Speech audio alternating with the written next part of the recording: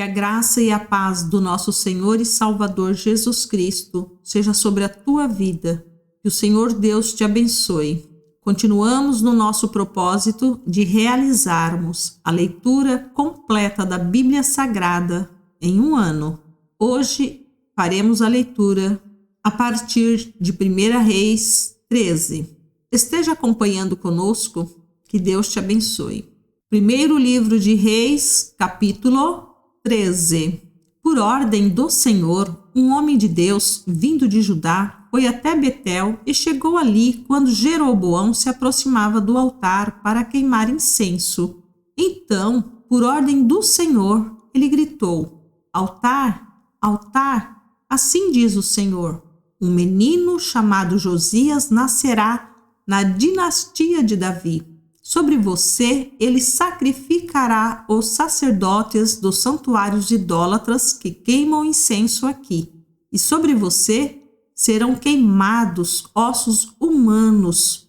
Naquele mesmo dia, o homem de Deus deu um sinal. Disse ele: O Senhor anunciou este sinal. O altar se rachará e suas cinzas se derramarão pelo chão. Quando o rei Jeroboão ouviu o homem de Deus falar contra o altar em Betel, apontou para o homem e ordenou: prendam-no.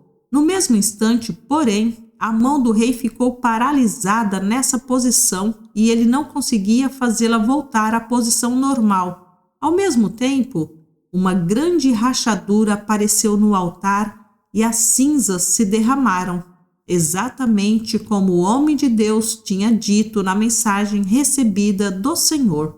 O rei disse ao homem de Deus: Por favor, peça ao Senhor, seu Deus, que restaure a minha mão. O homem de Deus orou ao Senhor e a mão do rei foi restaurada e ele pôde movimentá-la novamente. Então o rei disse ao homem de Deus: Venha ao palácio comigo e coma alguma coisa, e eu lhe darei um presente. Mas o homem de Deus respondeu a Jeroboão: Mesmo que o rei me desse metade de tudo que possui, eu não o acompanharia.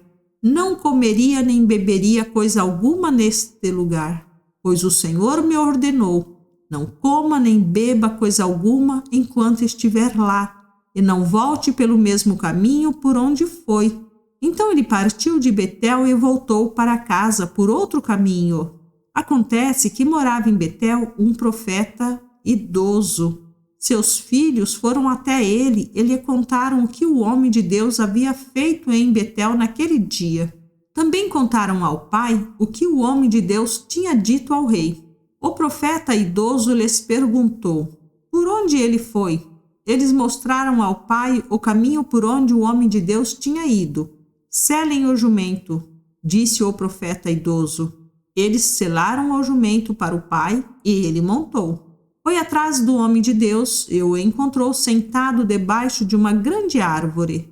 Perguntou-lhe: Você é o homem de Deus que veio de Judá? Sim, sou eu, respondeu ele.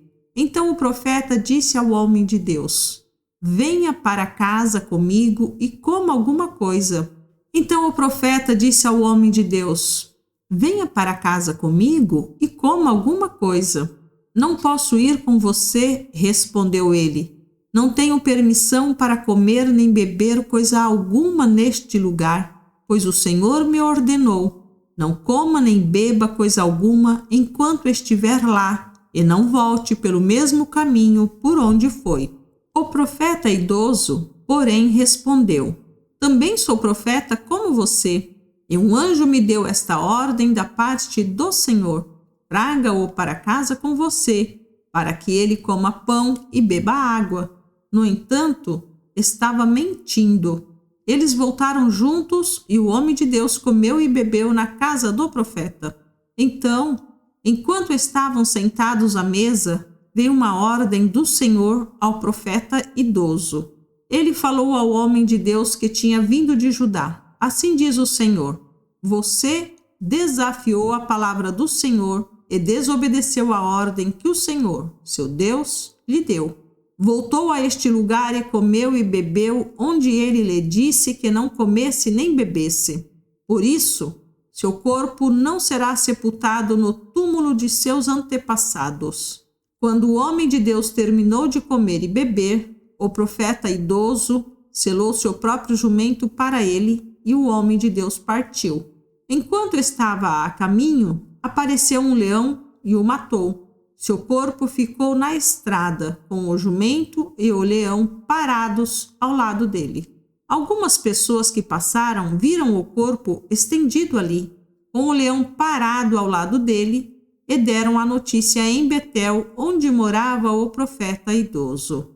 Quando o profeta que o trouxe de volta soube do que havia acontecido, disse: é o homem de Deus que desafiou a palavra do Senhor.